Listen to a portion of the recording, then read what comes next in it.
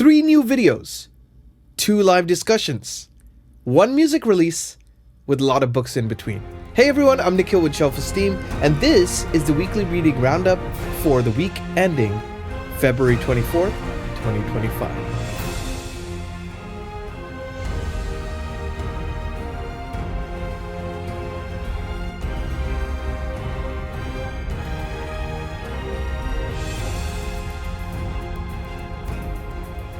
Hey everyone, welcome back to the channel. I'm Nikhil with Shelf-Esteem. I'm a composer, now also booktuber. You can find my music in The Wheel of Time Season 2, His Dark Materials Season 3, and the newly released psychological horror film, Dead Whisper. So, this might be one of my favorite weekly reading roundups of all time, both for the books read and then also the wonderful things that happen on the channel. So let's dive right in by talking a little bit about what I read. So, pulling up my list here because this has been kind of one of those weeks where I'm kind of balancing between 4 different books at the same time, and it does help a lot because some of them are a little bit more involved than others, and it helps to kind of balance things out with different genres, different reading styles, and different types of authors, right? So the first one I'm going to talk a little bit about is Deadhouse Gates. So this is book 2 of Malazan Book of the Fallen. This is part of our official channel read along. So if you want to join, it's not too late. There's a Discord channel below. You can join there in discussions, and also the FABLE app where we're going chapter by chapter.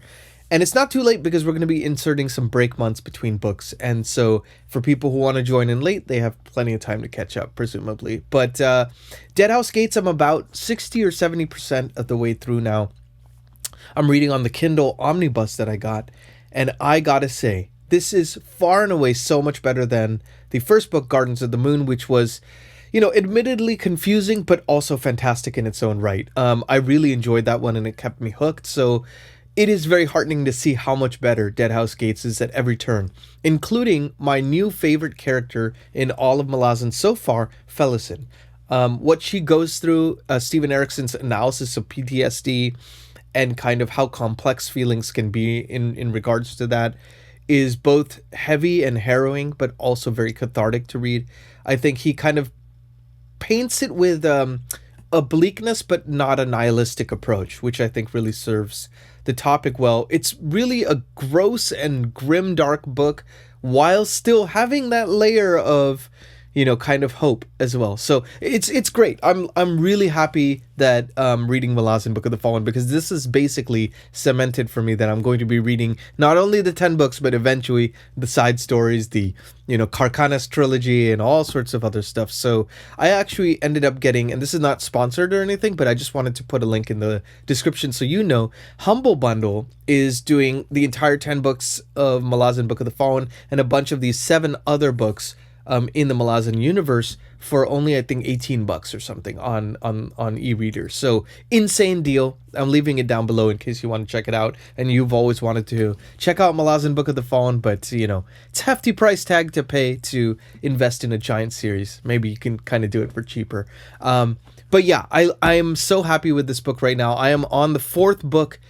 So each book is divided into books, right? So they're kind of like sections in each book. And so I'm on book 4 right now, which is aptly called Deadhouse Gates. This book, I will say, is a little bit more confusing than Gardens of the Moon in certain respects because it is less disjointed. The language is much more direct, but it is also kind of going into weird territory in the best possible way. There's just a bit more questions than answers sometimes, but I actually really like aspects of that. There's certain things that are revealed in kind of earlier in the novel that shed light on some of the Malazan lore that kind of blew my mind when I read it. For those of you who know what I'm talking about, and for those of you who have not read it, I'm not going to spoil you on that. But yeah, loving this so far. I also jumped into Queen of Bedlam, book 2 of the Matthew Corbett series by Robert McCammon, one of my favorite authors, new discoveries over the last couple years. Loving his historical fiction mystery series about this magistrate's clerk, Matthew Corbett, who's kind of turning into a private investigator. And there's a little bit of a mystery of the week thing going on in the second entry that is loosely tied to the first, but it's in a different setting, and it's a few years after the events of the first book. So I'm about 50% of the way through, and I gotta say, it's great. I will say, it's not quite the heights of the first book in the sense that there are parts that are a little bit more plotting, and I think it's because Robert McCammon has a lot more loose threads in this book. That, going on rather than like a central focus of the story, which is what the first book had. And it's a different setting, so it's just going to feel different, I think, tonally. I'm still loving it, though. If the first book was a solid A, I would call this a B+, which is not bad. A B+ book is great. It remains to be seen how the rest of it goes, and of course, it might pick up and just become an A- or something. Who knows? That's kind of how I feel about it so far. But I am definitely looking forward to continuing on the train with these books, and this is part of our soft read along. So if you want to join us, always room for 1 more, or 10 more, or 100 more. So please feel free to join us in the description links there. And then, let's see, what else did I read? So I read A Ship of Magic by Robbin Hobb. This is book 1 of the Live Ship Traders series. So this book, I'd heard great things about. People say that this is the peak of Robbin Hobb's Realm of the Elderlings 16-book series. And I gotta say, it's the best thing I've read so far from her, and I loved the Farseer trilogy. I was actually missing Fitz and the Fool at the very beginning of this trilogy, and I was like, I don't know if these characters are really gonna gel with me as much as Fitz did, But I gotta say, I think I like these. It's hard to say, but okay, so these characters, I think, are and the pacing and the plotting of the story is written even better than the first trilogy. Fitz and the Fool are always going to be very interesting, intriguing characters, but the character work in Ship of Magic is fantastic. Althea's story is really compelling. Kenneth's story is compelling.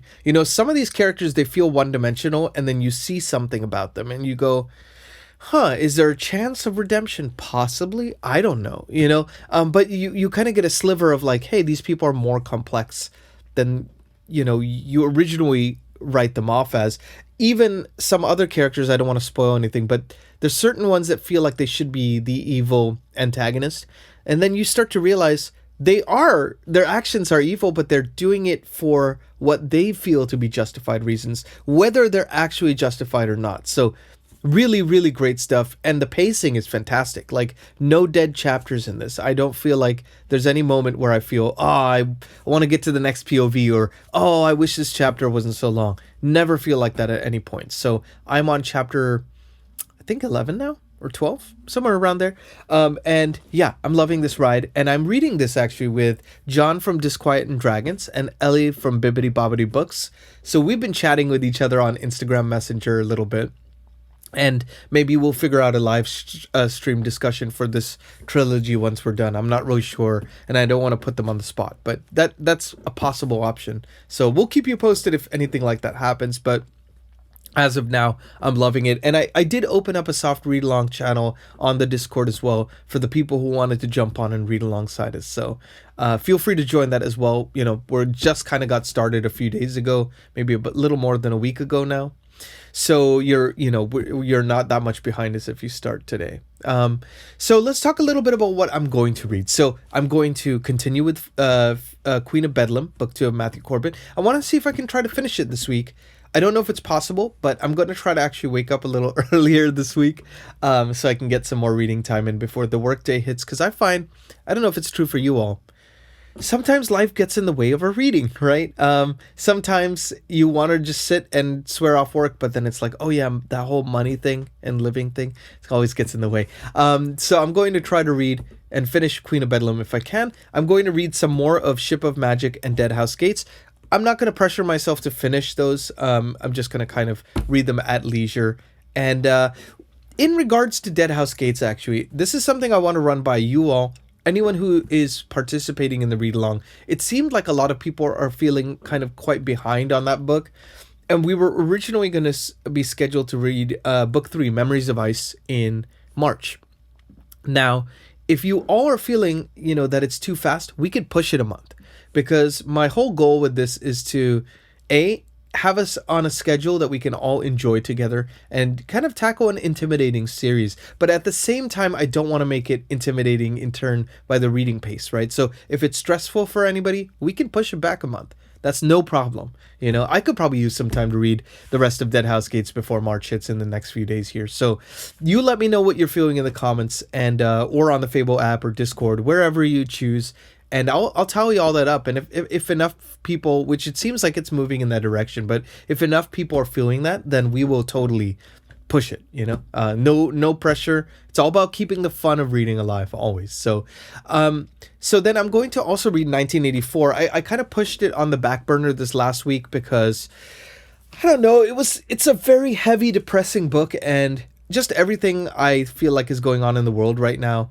And just, yeah, it felt like I kind of needed a break from the bleakness of it. So I kind of put it down. Also, I'm reading Deadhouse Gates, which is bleak in its own, but I'm excited to pick it back up and finish it this week if I can. So that's kind of the reading plans on deck. So let's talk a little bit about this channel, because a lot happened on this channel actually this past week. We are officially at 1,034 subscribers as of this taping. So really, really wonderful to see so many more people joining the community. We hit the 1,000 mark, and I would actually love to pose a question to you, because I was kind of playing around with an idea of maybe doing a 1K live stream, like an Ask Me Anything. It could be about music, about books, whatever have you. I just don't know how many people would be interested in it. And if it was only going to be like 1 or 2 people, then maybe I'll save it for like a 2K live stream or something. But if enough of you were interested, then just let me know if you're interested in the comments. And, you know, if enough of you are, then yeah, I would love to schedule one for this coming week or something,